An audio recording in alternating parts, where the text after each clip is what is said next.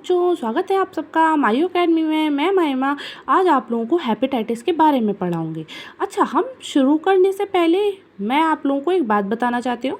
जिन बच्चों ने आज तक हेपेटाइटिस को बिल्कुल भी एक अक्षर भी नहीं पढ़ा है, वो बच्चे आज हेपेटाइटिस के बारे में सब कुछ सीख जाएंगे इन वन वीडियो। एक भी चीज़ छूटेगी नहीं। आप इसके बाद कोई भी एमसीक्यू, किसी भी तरीके का पेपर हो, कोई भी एग्ज़ाम हो, आराम से क्वालिफाई कर जाएंगे और इससे बाहर कुछ भी नहीं जाएगा, क्योंकि सारी बातें मैं इसी वीडियो में शेयर कर दूँगी। अच्छा, वीडियो स्टार्ट करने से पहले मेरे चैनल को लाइक कर दीजिए, सब्सक्राइब कर दीजिए और टेलीग्राम चैनल को ज्वाइन कर लीजिए, ताकि इसके नोट्स आपको सीधे सीधे टेलीग्राम से पीडीएफ के थ्रू मिल जाएंगे। तो मैं ज़्यादा बोलती तो हूँ नहीं, तो डायरेक्ट मैं शुरू करती हूँ।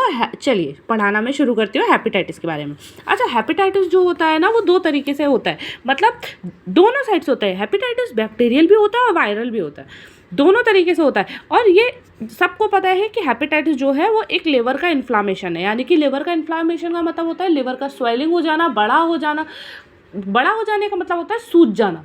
सूज के जब अगर कोई चीज़ बड़ी हो जाएगी तो आपके बॉडी का स्पेस कवर करेगी तो प्रॉब्लम आना शुरू हो जाएगी। तो वही हेपेटाइटिस कर रहा है। लेकिन हेपेटाइटिस वायरल और बैक्टीरियल दोनों होता है। अच्छा, ये भी वायरल बैक्टीरिया के द्वारा होता है, जैसे मैंने अभी बताया आपको। It depend on risk factor, ये सब कुछ रिस्क फैक्टर पर डिपेंड करता है, बट मोस्ट कॉमनली 90% जो है वो ये हेपेटाइटिस जो है वो वायरल होता है। इतनी बात समझ में सबको आई गई होगी, ठीक है। अगर नहीं आई है तो मैं दोबारा बता दूंगी जब मैं दोबारा से रिपीट करूंगी। आगे मैं इसके टाइप्स बता देती हूँ। सबको पता होना चाहिए कि हेपेटाइटिस के टाइप तो सबको रटे हुए होते हैं। Hepatitis A, B, C, D, E, ये होते हैं 5 तरीके के type. Hepatitis A, B, C, D, E. अच्छा, अब ये वाले जो सवाल मैंने लिखे हैं, ये सवाल अभी नहीं जाऊंगी, ये सवाल पे मैं लास्ट में आऊँगी, जब मैं आपको ABCDE सारी हेपेटाइटिस पढ़ा दूंगी, ठीक है।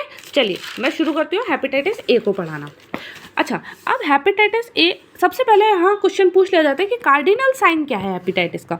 कार्डिनल साइन, अगर सबसे पहला साइन पूछेंगे कि पेशेंट अगर आपके पास आया तो सबसे पहला कंप्लेन क्या करेगा, तो पेशेंट बताएगा कि सबसे पहले कि मेरे को भूख नहीं लगती डॉक्टर साहब।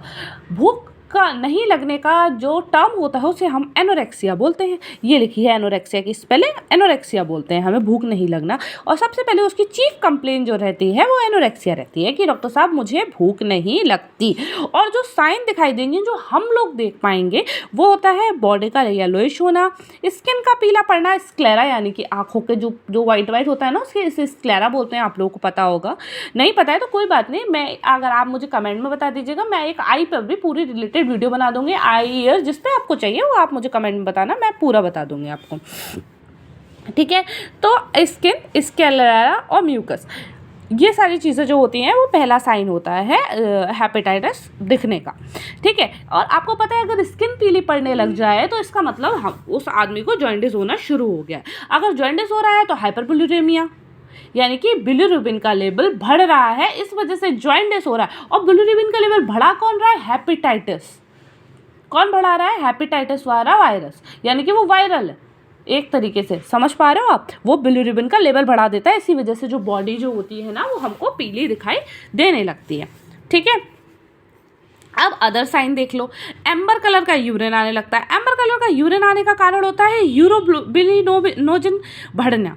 यूरोबिलिनोजन का बढ़ने की वजह से एम्बर कलर का यूरिन शो होने लगता है। उसके बाद हाँ, ये देखो क्वेश्चन, जो बच्चे तैयारी कर रहे हैं, NORCET की तैयारी कर रहे हैं, जो बच्चे नर्सिंग गवर्नमेंट एग्जाम की तैयारी कर रहे हैं, उनके लिए ये क्वेश्चन बहुत ज़्यादा पूछा जाता है कि डार्क एम्बर कलर का यूरिन होता है तो किस कारण की वजह से होता है। वो यूरोबिलिनोजन की वजह से बढ़ जाए तो हो जाता है। स्टूल कलर की स्टूल जो होता है उसका कलर क्ले दिखाई देने लगता है। अच्छा, स्टूल का कलर क्ले कलर का क्यों दिखाई देने पड़ लगता है? क्योंकि स्टेनोब्लिनोजन जो है वो बढ़ जाती है। कौन कौन सी चीज़ें बढ़ रही हैं? देखो, जॉन्डिस के लिए हाइपरबिलिरूबिया, यूरिन के लिए यूरोबिलिनोजन और क्ले के लिए स्टेनोब्लिनोजन, ठीक है। तो ये रही पूरी हेपेटाइटिस के बारे में बात। अब हम इसके टाइप्स की बात करेंगे। जो पहला टाइप है हेपेटाइटिस ए, इसका टाइप है। तो हेपेटाइटिस ए जो है इन्फेक्शियस हेपेटाइटिस होता है। अब आप याद करने वाली बात यह है कि हेपेटाइटिस ए जो होता है वो एक इन्फेक्शियस हेपेटाइटिस है। एपिडेमिक जॉन्डिस होता है। अच्छा, इसका मोड ऑफ ट्रांसमिशन MOT बोलेंगे हर जगह। मोड ऑफ ट्रांसमिशन इसका क्या रहता है? फीको ओरल रूट, यानी कि 6F 6F कौन कौन से होते हैं? अच्छा, इसके रूल जो है ना 6F वो निकाले गए हैं, एम्स के द्वारा निकाले गए हैं, इसी वजह से हम लोग पढ़ाते हैं, क्योंकि ये पेपर में भी काम आते हैं और आपको पढ़ने भी चाहिए। अच्छा, अब मैं दोबारा से पूछती हूँ आपको, हेपेटाइटिस का ए जो है वो इन्फेक्शियस हेपेटाइटिस होता है, एपिडेमिक जॉन्डिस होता है, और मोड ऑफ ट्रांसमिशन इसका फीको ओरल रूट होता है। 6F है इसमें, food, fluid, fomite, finger, faeces, flies. अच्छा, फूड मतलब खाने के द्वारा फैलता है, ठीक है। फीको ओरल रूट यानी कि मुंह के द्वारा जा रहा है, ठीक है। फ्लूड पानी के द्वारा, गंदे पानी के द्वारा। फोमाइट गंदी कीचड़ ईचड़ जो होती है ना, उसे हम लोग फोमाइट कहते हैं, उसके द्वारा। फिंगर उंगलियों के द्वारा। फिसेस यही नाली की बदबुओं के द्वारा। और फ्लाइज मतलब मक्खियों के द्वारा। इन सारी चीज़ों की वजह से हेपेटाइटिस ए कॉज हो रहा है। इसी वजह से हम कहते हैं ना इन्फेक्शन हो गया इन सब चीज़ों की वजह से, इसी वजह से जो है वो फैल रहा है हेपेटाइटिस ए। अच्छा, ये जानना जरूरी है कि इसका पॉजिटिव एजेंट क्या है। पॉजिटिव एजेंट है इसका हेपेटाइटिस ए वायरस। फैमिली है इसकी पिकोना वायरस, सबसे छोटी फैमिली का वायरस होता है हेपेटाइटिस ए। याद रखो हमेशा, हेपेटाइटिस ए जो होता है वो सबसे छोटी फैमिली का होता है, सबसे छोटी स्मॉलेस्ट फैमिली है जिसका नाम है पिकोना वायरस। अच्छा, ये जो होता है इसका SSRNA यानी कि सिंगल स्टैंडर्ड RNA का ये इसकी फैमिली है। इंक्यूबेशन पीरियड है इसका 15 से 60 दिन। मोस्ट कॉमन इफेक्ट करता है बच्चों के अंदर, ठीक। हेपेटाइटिस ए के बारे में सब समझ में आ गया। अब नेक्स्ट थोड़ा सा वैक्सीन वगैरह के बारे में पढ़ लेते हैं, इसकी वैक्सीन वगैरह है कि नहीं। हेपेटाइटिस एक सिंगल इन्फेक्शन है, can produce life long immunity, जो लाइफ लॉन्ग इम्यूनिटी प्रोड्यूस करता है। वैक्सीन इसकी किल्ड वैक्सीन होती है, जो 4 से, अच्छा सबको पता है, अगर किसी ने वैक्सीनेशन वाला थोड़ा सा पढ़ रखा है तो ये मालूम होगा, अगर नहीं पता है तो कोई बात नहीं, घबराने कोई बात नहीं, मैं अभी बता देती हूँ। 4 से 6 महीने के अंदर 2 डोज में लगाया जाता है। मोस्ट इफेक्टिव 1 साल के अंदर अगर आप लगा देते हो इस वैक्सीन को तो बहुत ज़्यादा इफेक्टिव रहती है, यानी कि हेपेटाइटिस ए की ये वैक्सीन है, किल्ड वैक्सीन होती है, ठीक है। Single infection can produce life long immunity. एक बार आपको अगर हेपेटाइटिस हो गया तो वो इम्यूनिटी मतलब इम्यून सेल बना लेगी, तो तैयार हो जाएगी, एंटीबॉडी बना लेगी। एक बार इन्फेक्शन हो गया, दोबारा वायरस आया तो किल खत्म खेल। तो हेपेटाइटिस ए यहाँ पे समाप्त होता हुआ। अब हेपेटाइटिस बी के बारे में बात करते हैं। मैं पूरी इस वीडियो में आप लोगों को बता दूंगी पूरा सब कुछ। हेपेटाइटिस बी उसको कहते हैं also known as serum hepatitis. इसको सीरम हेपेटाइटिस भी कहते हैं। एक लौता ऐसा हेपेटाइटिस होता है जो DNA होता है, ये DNA वायरस होता है, और इसके मोड ऑफ ट्रांसमिशन सुन लो, ये मेल टू फीमेल फैलता है, और ये हेट्रोसेक्सुअल का मतलब होता है मेल से फीमेल तक, सेक्सुअल रिप्रोडक्शन के द्वारा। Perinatal route. अच्छा, अब पेरिनेटल रूट के बारे में मैं समझाती हूँ आप लोगों को। जैसे पेरिनेटल रूट होता है ना, माउथ टू माउथ किसेस बच्चों को देते हैं, उसकी वजह से हेपेटाइटिस भी हो सकता है, क्योंकि आपका सलाइवा अगर बच्चों में जाएगा तो भी इन्फेक्शन के चांसेस बढ़ जाते हैं, और उसी को हम लोग कहते हैं सीरम हेपेटाइटिस। वो सीरम गया ना, सलाइवा गया, तो उसीलिए हमने बोला आपको पेरिनेटल हेपेटाइटिस। पेरेंटल हेपेटाइटिस जो होता है जब बच्चे की डिलीवरी होती है और प्लेसेंटा से जो है वो बच्चे के अंदर ब्लड जाता है, तो उसे पेरिनेटल हेपेटाइटिस कहते हैं, ठीक है। इसका इंक्यूबेशन पीरियड जो रहता है वो 40 से 180 दिन का रहता है। एवरेज इंक्यूबेशन इसका 100 दिन का रहता है। मार्कर ऑफ हेपेटाइटिस की बात करो तो एंटीजन प्रेजेंट इन वायरस, ठीक है।